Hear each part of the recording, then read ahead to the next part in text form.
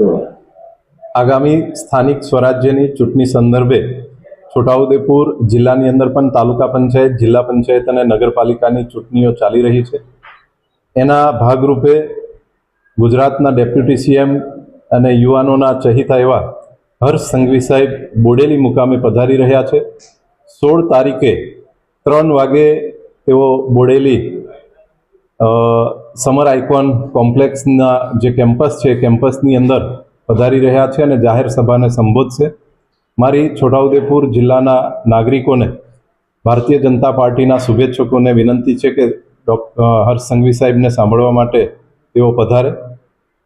સંઘવી સાહેબ જિલ્લાના પદાધિકારીઓ સાથે પણ બેઠક કરશે અને ત્યારબાદ BAPS સ્વામિનારાયણ મંદિર બોડેલી ખાતે મંદિરે દર્શનનો લાભ પણ તેઓ લેશે.